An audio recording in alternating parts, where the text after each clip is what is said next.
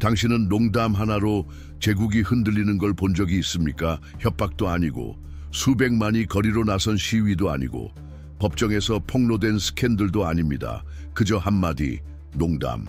완벽한 타이밍에 정확한 순간에 딱 맞는 무대에서 던져진 문장. 억압과 두려움, 가짜 애국심에 기대어 서 있는 체제를 몇 초 만에 무너뜨린 한 줄. 공격이 아니었습니다. 거울이었습니다. 그리고 그 거울을 든 이는 한 멕시코인이었습니다. 엔도르와 나르코스, 멕시코로 잘 알려진 디에고 루나. 그는 지미 키멜 라이브 무대에 역사를 만들기 위해 선 게 아니었습니다. 그저 농담 하나 하러 올라갔습니다. 하지만 그 농담은 날카로운 칼날이 되었습니다. 억눌린 긴장을 정확히 찔러 웃음을 이끌어냈고 그 웃음은 저항이 되었습니다. 그의 말은 이랬습니다. 도널드 트럼프가 왜 이민자들과 자고 싶어 할까요? 왜냐하면 그가 결혼한 여자는 그와 자고 싶어 하지 않거든요. 정적, 웃음, 박수, 미국 전역을 관통한 불편한 폭소, 그리고 바로 그 순간 보수 세력의 시선은 농담의 내용이 아닌 말한 사람에게 꽂혔습니다. 그는 라틴계 남성이었습니다.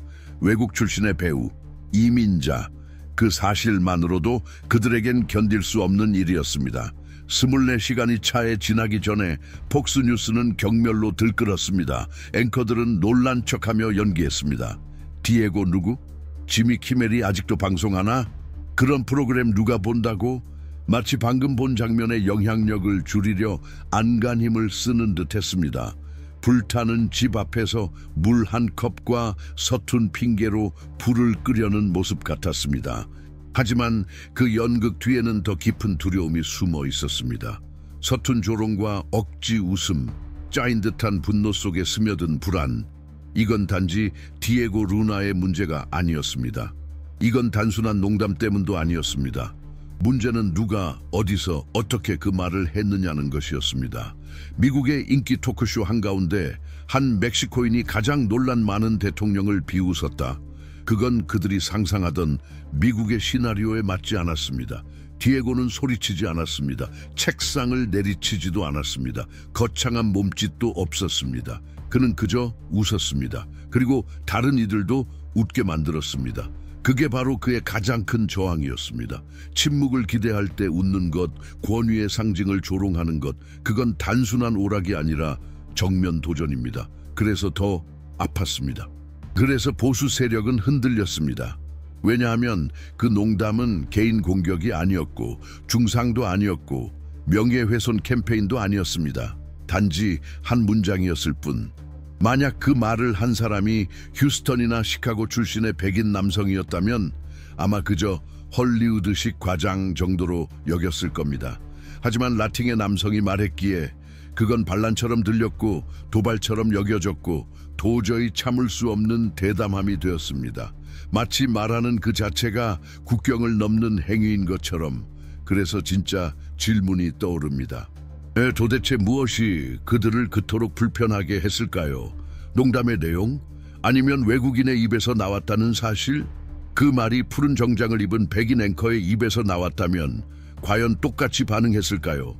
아니면 라틴의 배우가 늘 배제되어 온 발언의 자리를 차지했다는 사실 자체가 그들을 혼란스럽게 만든 걸까요?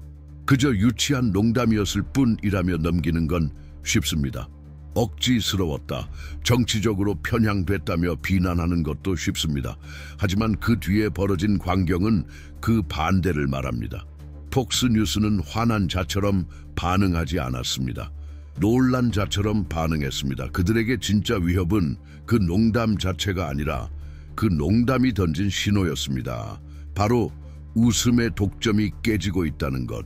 풍자의 무대가 이제는 그들만의 것이 아니라는 것. 서사의 통제권이 그들 손을 벗어나고 있다는 것. 그리고 서사를 읽는 순간 모든 걸 잃게 됩니다. 수년간 도널드 트럼프는 특정 언론에서는 건드릴 수 없는 존재처럼 여겨졌습니다. 광대왕, 패러디와 숭배가 공존하는 캐릭터. 거짓말을 반복해도 그 다음날 충성심으로 감싸주는 체계. 업적이 아니라 말장난으로 이미지를 만든 사람. 그런 그가 아이러니하게도 한마디로 흔들렸습니다. 디에고 루나의 농담은 구조적으로 복잡하진 않았습니다. 심지어 다소 선정적이기까지 했습니다. 하지만 그것은 치명적인 세 지점을 동시에 찔렀습니다. 성적 남성성, 정치적 반이민 정책, 상징적 외국인 아내, 즉 참을 수도 반박할 수도 없었습니다. 그리고 트럼프의 옹호자들을 가장 불안하게 만든 것은 아마도 이것이었을 겁니다.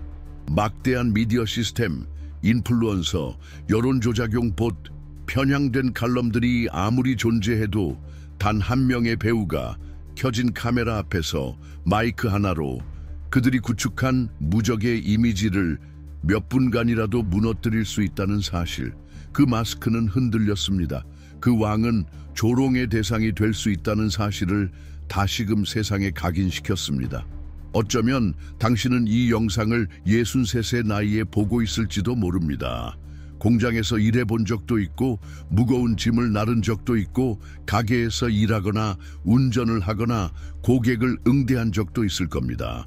2대의 버스와 1대의 기차를 갈아타고 출근하면서도 여전히 30분 일찍 도착하던 그 시절. 그런데도 자주 느꼈죠. 당신의 이야기는 너무 작아서 들을 가치조차 없다고. 당신의 이름, 얼굴, 말투, 출신은 어떤 장소에 속할 자격이 없다는 듯, 마치 누가 말할 수 있고 누가 침묵해야 하는지 이미 정해진 리스트가 존재하는 것처럼. 그리고 그러던 어느 날 텔레비전에서 당신 조부모가 쓰던 언어를 사용하는 남자를 봅니다. 말이 느리고 알 발음이 굵고 자신의 이야기를 전하기 위해 다른 언어를 배운 사람의 차분한 목소리. 그는 공간을 요청하지 않습니다. 그는 그 공간을 차지합니다. 거만하지 않고 감사하는 마음으로. 디에고 루나는 장벽이 아닌 다리를 이야기했습니다. 자신이 살아온 시간을 이야기했습니다.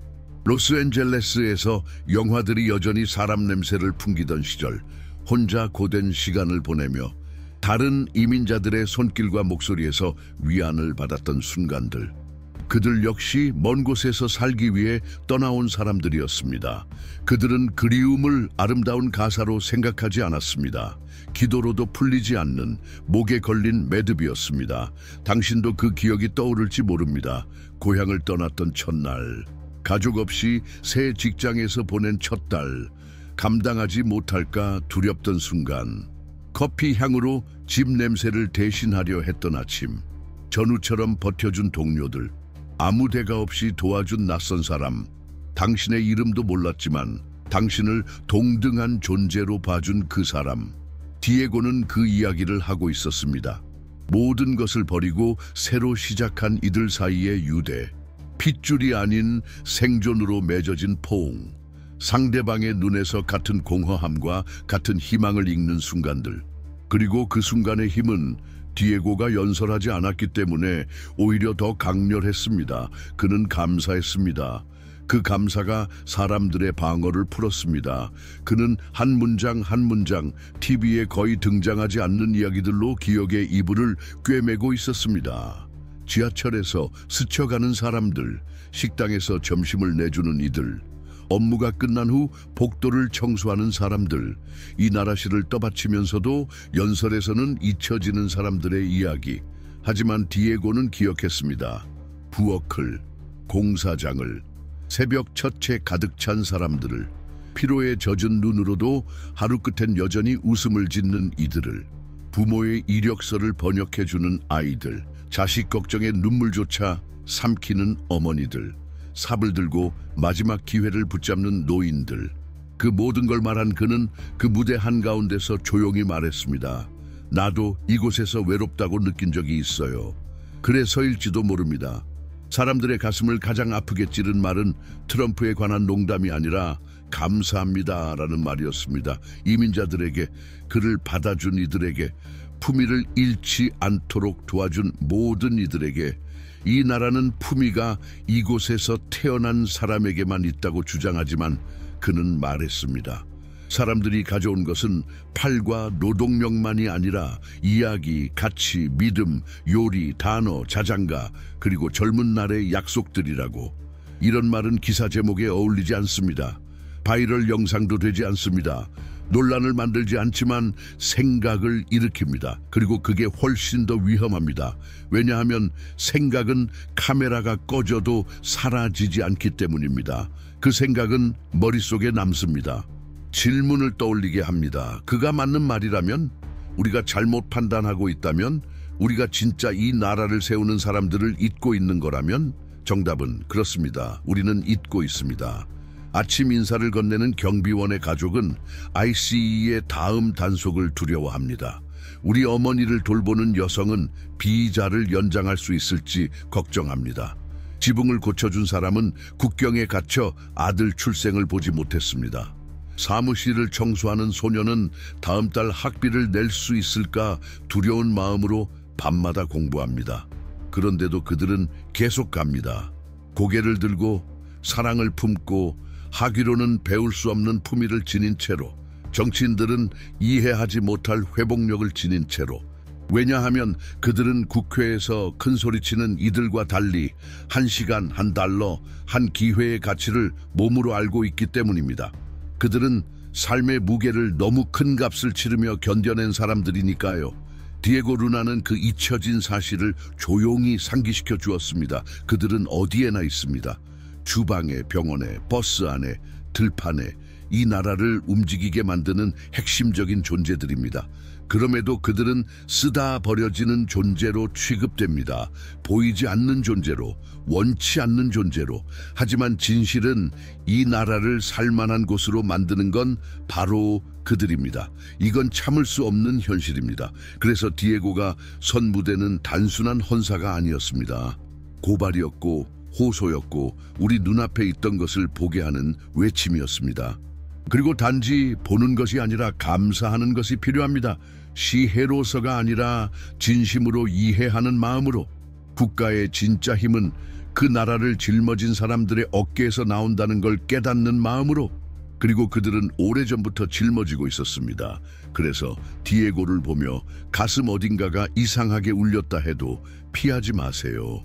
그 불편함은 변화의 시작일지도 모릅니다. 그리고 모든 변화는 자신의 이야기가 아니지만 그럴 수도 있었던 이야기 하나를 기꺼이 들어주는 순간에서 시작됩니다. 그 이야기를 이해한다는 건 전 세계 이야기의 권력 구조를 이해하는 길이기도 합니다. 그래서 왜 도널드 트럼프와 시진핑 같은 인물이 세계 질서를 이토록 강력하게 좌우하는지 알고 싶다면 그들의 젊은 시절부터의 궤적, 집착, 전략, 모순을 알아야 합니다. 그들의 전기를 다룬 특별 전자책이 고정 댓글에 준비되어 있습니다.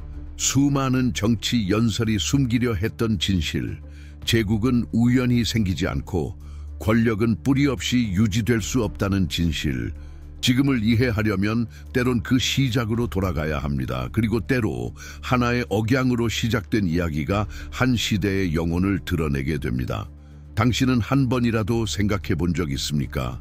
자기 이름으로 계약서에 서명할 권리조차 없었던 사람의 노동은 과연 얼마의 가치를 지닐까 하고요? 이 질문은 수사적인 게 아닙니다. 우리가 배워온 공로, 소속감, 가치라는 개념 전체를 다시 보라는 초대입니다. 정치가 국경과 시민권을 두고 서사 싸움을 벌이는 동안 침묵하는 숫자들이 전혀 다른 이야기를 들려줍니다. 그리고 디에고 루나는 그 숫자를 조용히 꺼냈습니다. 누구를 비난하지도 않고 구호를 외치지도 않고 다만 황금 시간대에 아무도 입에 올리려 하지 않는 숫자 하나를 말했을 뿐입니다. 96억 7천만 달러. 그것은 2022년 한 해 동안 미국 내 서류 미비 이민자들이 낸 세금의 총액입니다. 엄청난 금액이죠. 이 숫자 하나만으로도 누가 누구에게서 뺏고 있는가에 대한 논쟁은 끝났어야 했습니다. 하지만 이 숫자는 헤드라인에 등장하지 않습니다. 기자회견장에서 언급되지도 않습니다. 대선 후보의 연설에도 포함되지 않습니다. 왜냐하면 이 숫자를 인정하는 순간 이 구조가 바로 자신이 배제하려 하는 이들에게 의존하고 있다는 걸 공식적으로 인정하게 되기 때문입니다. 편안함을 누리는 사람들 뒤에는 신분증도 안전망도 실수할 권리조차 없는 이들의 노동이 존재함을 인정하게 되기 때문입니다. 당신은 일상 속에서 얼마나 많은 손길이 당신을 지나치는지 생각해 본 적 있나요? 해가 뜨기 전 당신 아이의 학교를 청소하는 사람, 당신이 뭘 볼지 고민하는 사이 음식을 배달하는 남자, 자기 가족처럼 노인을 돌보지만 가족의 성탄절 식사에 초대받은 적은 없는 여성. 이들은 정치가 불법 이민이나 국가 안보 문제라는 말로 숨기고 싶어 하는 노동자들입니다. 하지만 루나는 그들을 숨기지 않았습니다. 무대 한복판에 숫자를 던졌습니다. 가장 어두운 구석을 향해 조명을 켜듯. 그리고 가장 놀라운 것은 그가 그 숫자를 말하던 태도였습니다. 충격도 과장도 없었습니다. 그저 담담하게 단 하나의 진실을 말했을 뿐입니다. 그들은 세금을 냅니다. 많이 냅니다. 받는 것이 없어도 냅니다. 언제 쫓겨날지 몰라도 냅니다. 그리고 그 모든 걸 품위 있게 해냅니다. 남는 질문은 하나입니다. 왜 이 사실이 그토록 불편하게 느껴질까요? 혹시 우리 대부분은 사회에서 밀려난 사람들이 당연히 그 자리에 있어야 한다고 믿고 있는 걸까요? 혹시 서류 하나 없는 이민자가 3명의 세무 변호사를 둔 억만장자보다 더 많은 세금을 낸다는 사실이 너무 불편해서 저녁 식사 자리에서 꺼내지도 못하는 걸까요? 혹은 훨씬 더 깊은 두려움이 있는 걸까요? 그 숫자들을 똑바로 마주하면 우리가 믿고 있던 우월감이 실제로는 허상이라는 걸 깨닫게 될까봐. 당신은 기억하고 있습니까? 마지막으로 보수 정치인이 이런 통계를 공중파에서 언급한 게 언제였는지. 뉴스 앵커가 방송 시작 시간에 이 노동자들이 없었다면 도로는 건설되지 못했고 농작물은 썩어 버렸으며 병실은 더러워졌고 시스템 전체가 무너졌을 것이라 말한 적이 있었던가요? 없었죠. 그럴 만한 이유가 있습니다. 이런 숫자들은 표를 가져다 주지 않기 때문입니다. 그들은 쇼를 무너뜨립니다. 그리고 분명하게 보여줍니다. 문제는 이민자들의 존재가 아니라 그들이 그럼에도 불구하고 번영하는 모습에 있습니다. 그리고 여기서 중요한 사실을 잊어서는 안 됩니다. 이 96억 7천만 달러는 어떤 호의에서 나온 게 아닙니다. 땀, 노동, 초과 근무 수당도 없는 긴 시간들이 하나하나 쌓여 이뤄낸 숫자입니다. 벽돌 하나, 청소 한 번, 당직 근무 하나하나가 만든 결과입니다. 그런데도 이 거대한 기여의 주인공들은 여전히 자신의 이름으로 불리지 못하고 착취의 대상이 되고 있습니다. 어쩌면 이 모든 게 우리에게 가르쳐진 논리에 맞지 않기 때문에 직관적으로 받아들이기 어려운 걸지도 모릅니다. 서류도 없는 사람이 자신 있게 시민권을 자랑하는 사람보다 더 많은 세금을 낼 수 있다는 것. 원하지 않는 존재로 취급받는 사람이 국가를 움직이게 하는데 이토록 필수적이라는 것. 여기서 반전이 일어납니다. 그들은 예외가 아닙니다. 그들이 바로 기반입니다. 어떤 이는 벽을 세우고 어떤 이는 도시를 세웁니다. 어떤 이는 공포를 퍼뜨리고 어떤 이는 자기 아이도 아닌 아이들을 돌봅니다. 어떤 이는 나라를 청소하자고 외치고 어떤 이는 매일 진짜로 남은 쓰레기를 청소하고 있습니다. 루나가 그 숫자를 언급했을 때 단순한 통계 하나를 말한 것이 아닙니다. 그는 도덕적 공백을 가리켰습니다. 지배적인 서사의 중심에 뚫려 있는 구멍을 보여준 겁니다. 바로 거기에서 위선이 폭로됩니다. 이 가장 이민자에게 의존하는 나라가 가장 이민자를 박해하는 나라라는 사실. 당신은 이 점을 생각해 본 적이 있습니까? 당신의 정치적 확신들이 단지 누군가가 반대편 시선을 보여주지 않았기 때문에 버티고 있는 것은 아닐까요? 디에고 루나의 발언은 우리를 편하게 해주지 않습니다. 우리를 찢어놓습니다. 무관심이라는 매듭을 끊어냅니다. 우리가 정상이라고 배운 부조리를 그대로 조명 위에 올려둡니다. 그래서 불편한 겁니다. 왜냐하면 그 안에 진실이 있기 때문입니다. 그리고 진실은 일단 들어오면 나가지 않습니다. 그는 그래프를 사용하지 않았습니다. 전문가를 인용하지도 않았습니다. 학술적 연구를 열거하지도 않았습니다. 그저 너무나 당연한 것을 말했을 뿐입니다. 이민자들은 여기 있습니다. 이곳에서 일합니다. 이곳을 세웁니다. 이곳에 세금을 냅니다. 그리고 이곳에서 박해받습니다. 만약 이 말이 당신이 살아온 경험이나 감정과 맞닿아 있다면 채널을 구독해주세요. 영상을 좋아요 눌러주세요. 그리고 댓글로 당신의 생각을 들려주세요. 단지 더 많은 사람에게 도달하기 위해서가 아니라 이 목소리들이 텅 빈 공간에서 사라지지 않도록 하기 위해서입니다. 모든 변화는 늘 보이지 않았던 진실이 처음으로 누군가에게 보일 때 시작됩니다.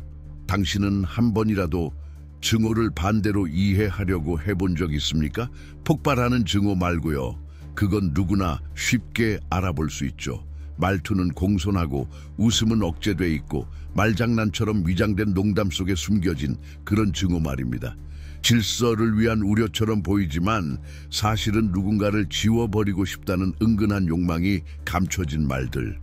멨치를 지키자는 목소리처럼 들리지만 그 뒤에는 상대의 존재 자체를 거부하고픈 마음이 있는 말들.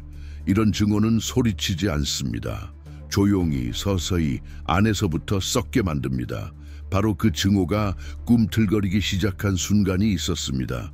디에고 루나가 목소리를 높이지 않고 단지 이렇게 물었을 때였습니다. 어떻게 도널드 트럼프 같은 사람이 이토록 멀리 올 수 있었을까요? 그 질문은 순진하게 들렸습니다. 하지만 절대 그렇지 않았습니다. 그건 일종의 거울이었습니다.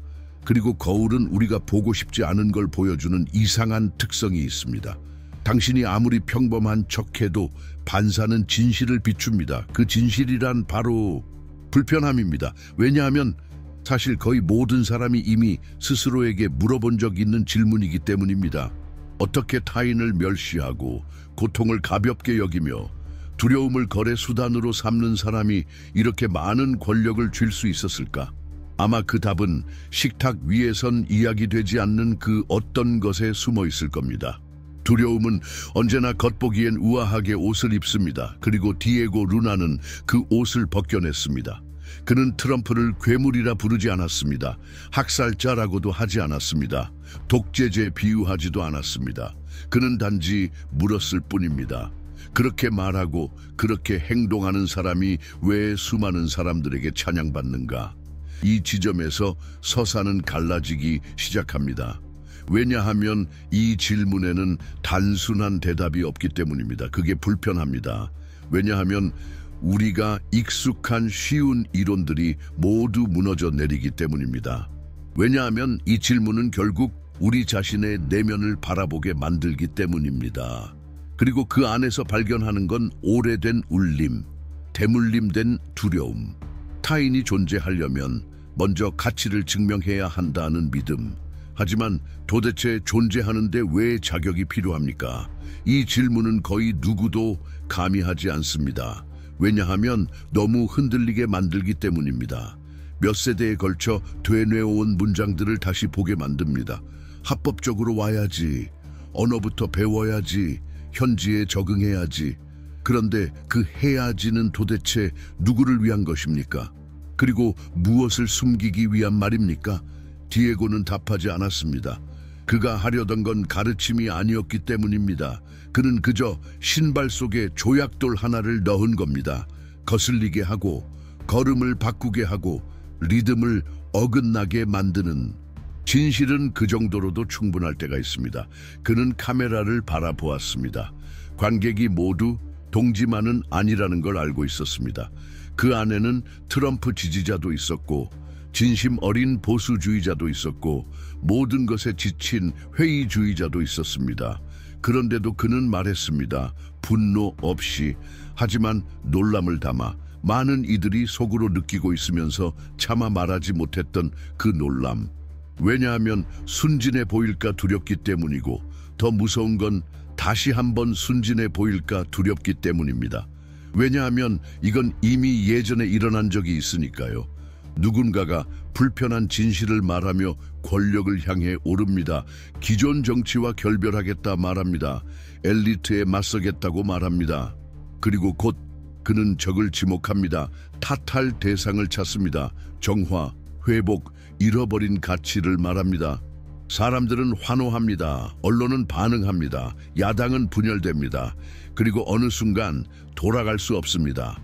의심은 복종으로 바뀌고 두려움은 기준이 됩니다. 하지만 그 모든 것보다 앞서 늘 존재하는 단계가 있었습니다. 웃음의 단계. 늘 그를 그냥 우스운 캐릭터라고 여겼던 시기. 너무 촌스러워서 위험할 리 없다고, 너무 허술해서 오래 못 간다고, 너무 무식해서 나라를 다스릴 순 없다고. 하지만 그는 오래 갔습니다. 그리고 권력을 잡았습니다. 그리고 파괴했습니다.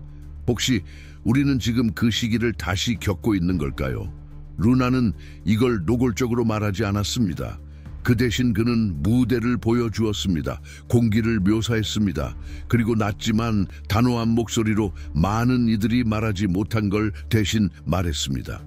때로는 단순한 농담처럼 보이는 것이 훨씬 더 거대한 무언가의 시작일 수 있다고, 그리고 멈추기 힘든 일이 될 수 있다고. 그는 더 대담한 일을 하나 더 했습니다. 절대 악기라는 이론을 거부했습니다.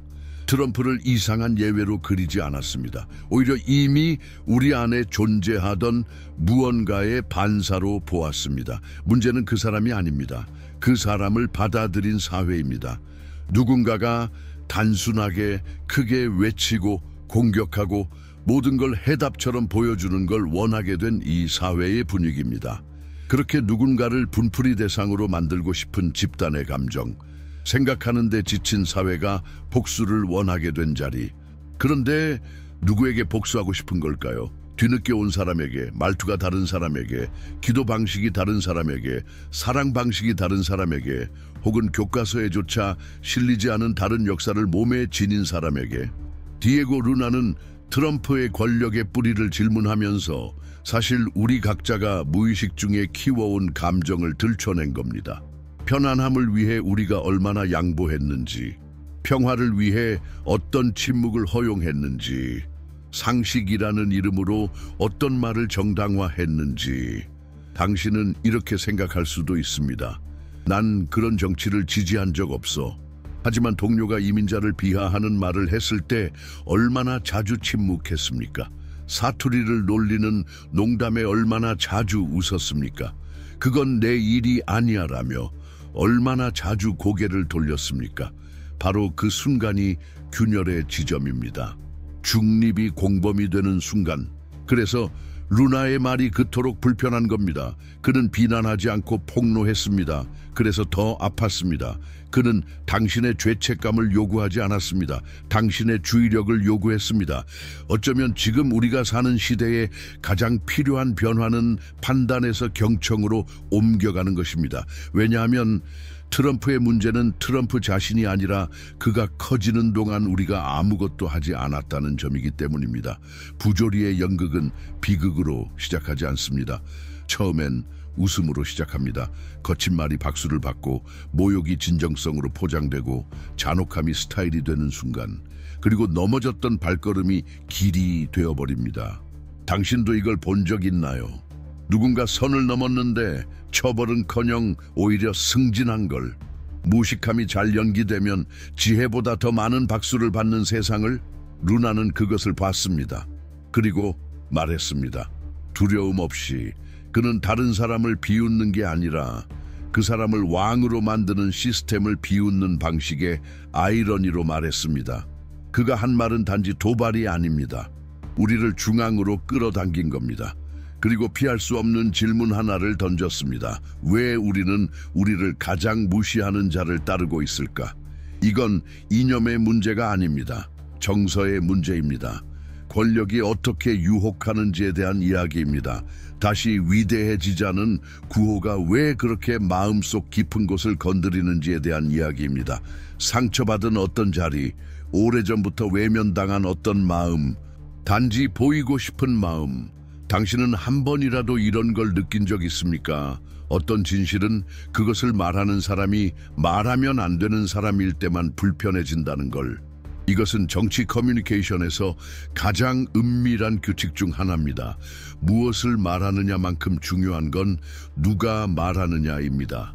숫자가 아무리 충격적이어도, 논리가 아무리 명확해도 그 말이 틀린 사람의 입에서 나오면 그건 정보가 아니라 잡음이 됩니다.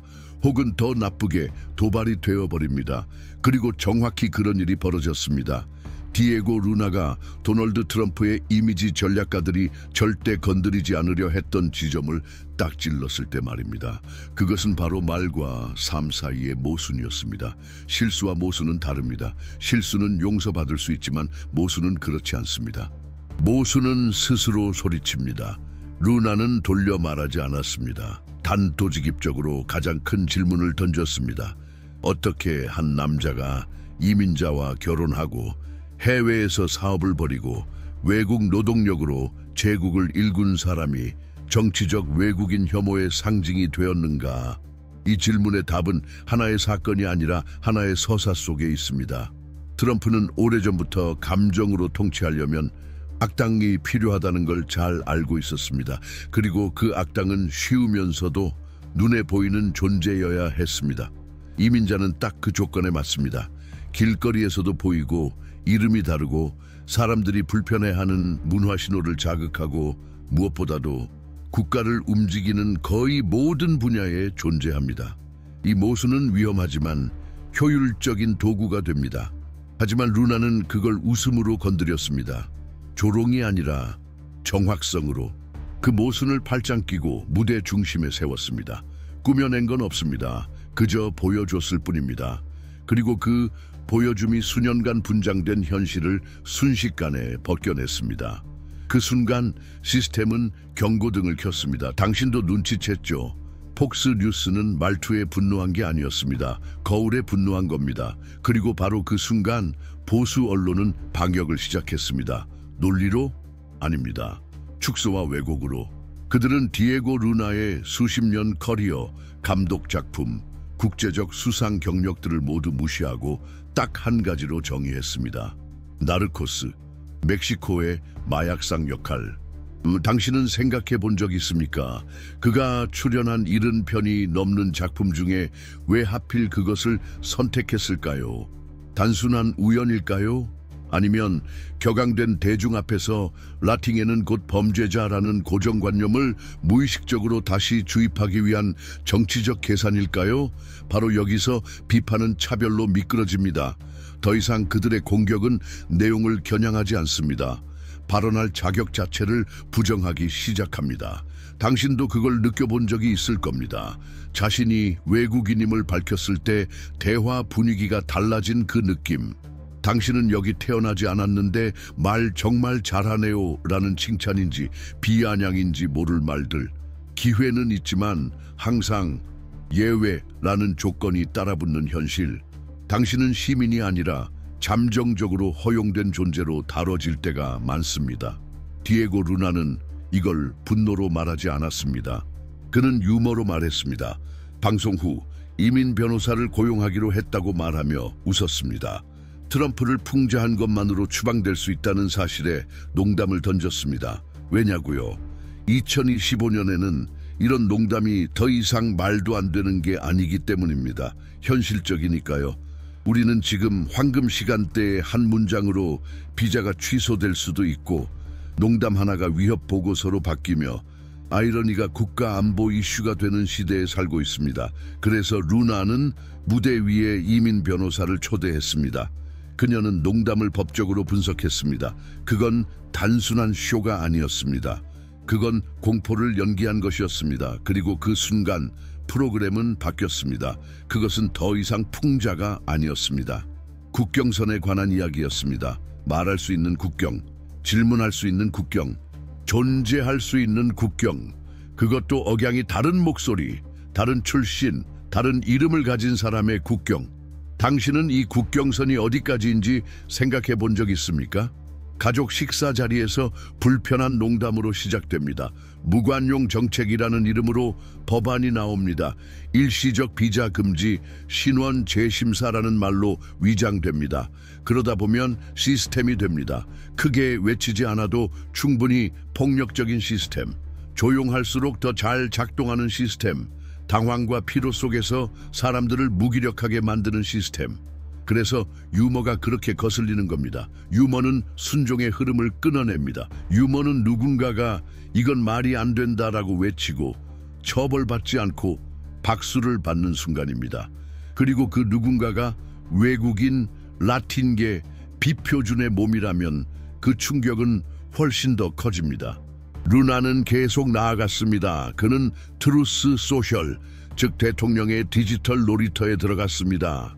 그리고 도널드 트럼프가 중동 전쟁에 대해 남긴 공식 성명을 목소리를 낮게 깔고 표정 없이 그대로 읽었습니다. 해석도 과장도 없었습니다. 그냥 낭독, 단어 하나하나 그대로, 그리고 그 말의 어리석음이 스스로 드러나게 했습니다. 기억하시나요? 트럼프는 이렇게 말했습니다. 이스라엘과 이란은 너무 많이 싸워서 왜 싸우는지도 모를 지경이야. 수천 년 이어진 분쟁이 술집 싸움처럼 말해졌습니다. 전쟁터가 리얼리티 쇼처럼 묘사됐습니다.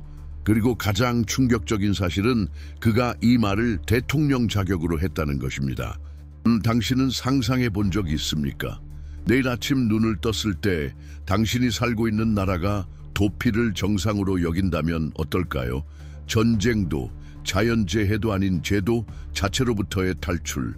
더 이상 누구도 대표하지 않는, 아니 오직 자기 자신만을 대변하는 정권의 상징적 붕괴에 대한 하나의 반응으로서의 도망. 바로 그 아이디어를 디에고 루나는 웃음과 놀라움 사이에서 머뭇거리는 관객 앞에 거침없이 꺼내 들었습니다. 너무 터무니없어서 단순한 농담일 리 없는 아이디어. 거대한 삐냐타 안에 숨어 멕시코로 도피하고 싶은 미국인을 위한 서비스. 웃음 뒤편에 숨어 있던 건 훨씬 더 불편한 진실이었습니다. 그것은 바로 미국은 더 이상 도착지가 아니라 탈출해야 할 장소가 되어가고 있다는 암시.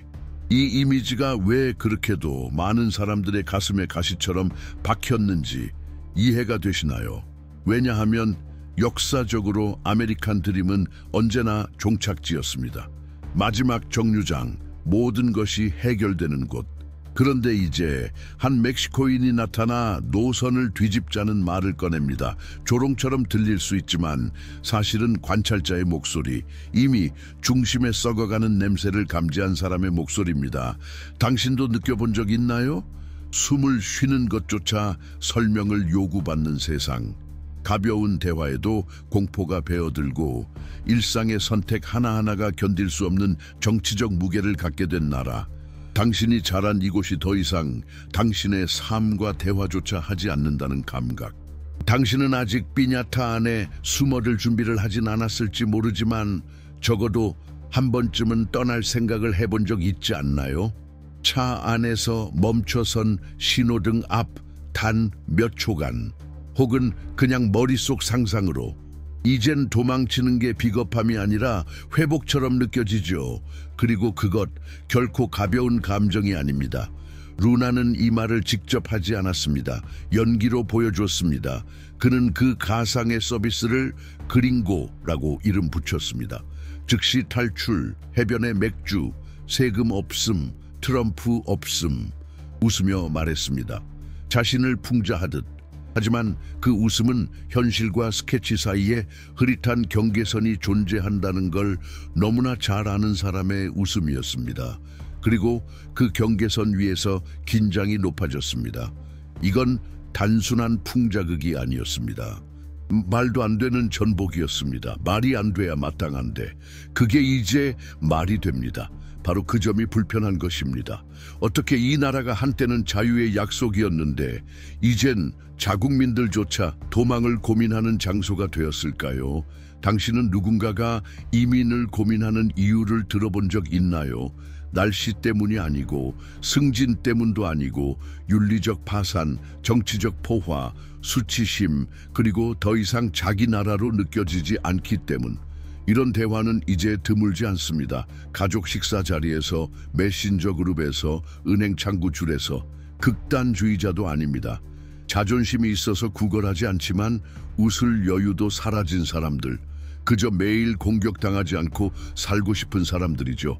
비인간화, 배제, 권위의 연극 속에 신뢰마저 무너진 시대를 살아가는 시민들. 루나는 그것을 농담처럼 포장해 보여줬습니다. 하지만 진짜 농담이 아니었습니다.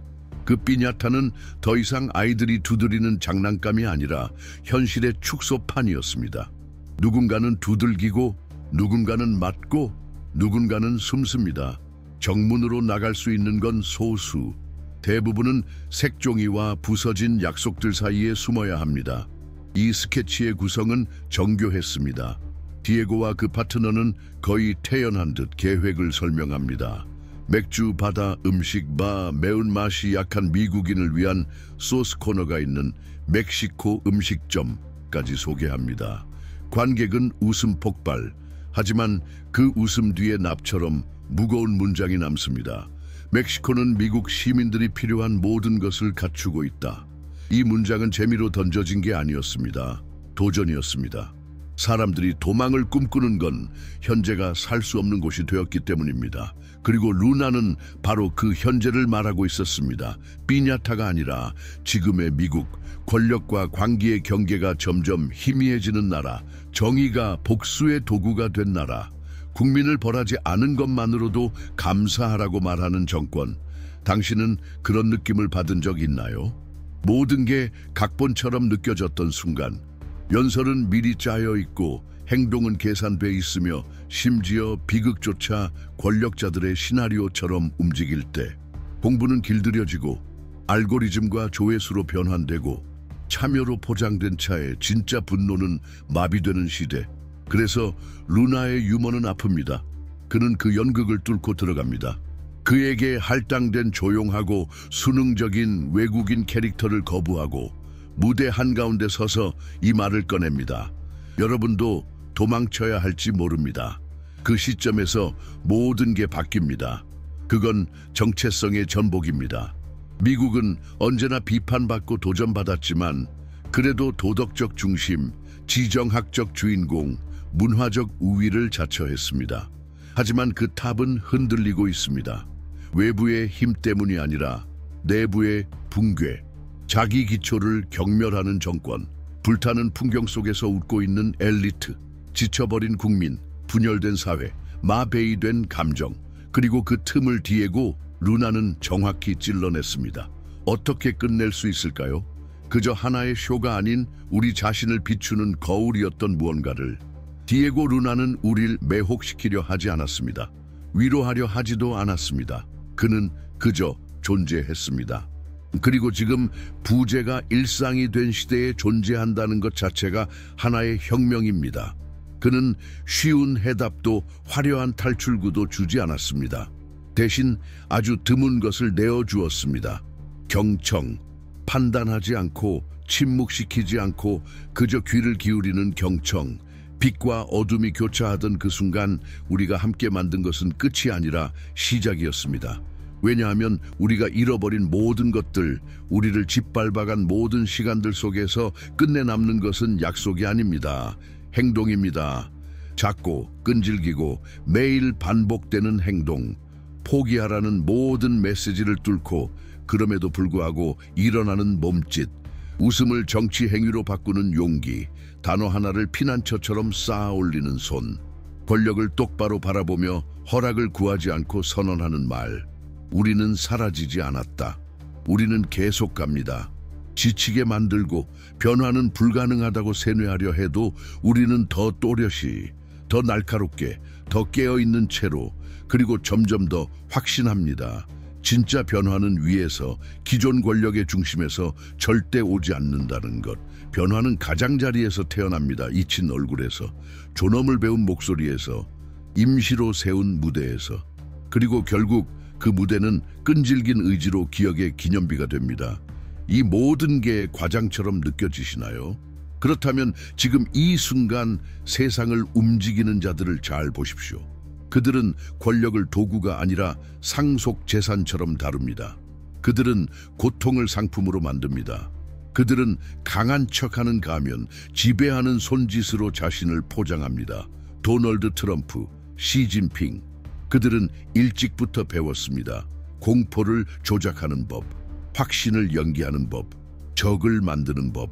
이런 인물들을 이해하는 것은 단순한 호기심이 아닙니다. 생존 전략입니다. 그들의 젊은 시절부터 권력의 이면까지 꿰뚫어 보는 일은 지배가 어떻게 시작되고 유지되는지를 이해하려는 자에게 필수적인 작업입니다. 카메라 밖에서 조용히 체결된 협약, 공들여 연습된 발언, 트라우마를 활용한 수사, 그 모든 것이 뉴스 기사보다 더 많은 진실을 드러냅니다. 이들의 삶을 찬양하려는 게 아닙니다. 분석하려는 것입니다. 도구를 건네려는 것입니다. 왜냐하면 지배의 시나리오를 알아야 그 고리를 끊을 수 있으니까요. 그들의 전기를 담은 디지털 북이 준비되어 있습니다. 고정 댓글에 링크가 있습니다. 세상은 더 큰 목소리를 가진 자가 아니라 더 깊이 들을 줄 아는 자에 의해 바뀝니다. 질문하는 자, 의식에서 행동으로 나아가는 자. 이 메시지가 당신 마음속 어딘가에 닿았다면 채널을 구독해 주세요. 댓글로 당신의 목소리를 들려주세요. 이 영상을 누군가와 나눠주세요. 단지 더 많은 조회를 위해서가 아닙니다. 이런 말들이 허공에서 사라지지 않게 하기 위해서. 모든 변화는 언제나 누군가가 진실을 볼 준비가 되었을 때 시작됩니다. 여기까지 함께 와주셔서 진심으로 감사합니다. 곧 다시 만날 수 있기를 바랍니다.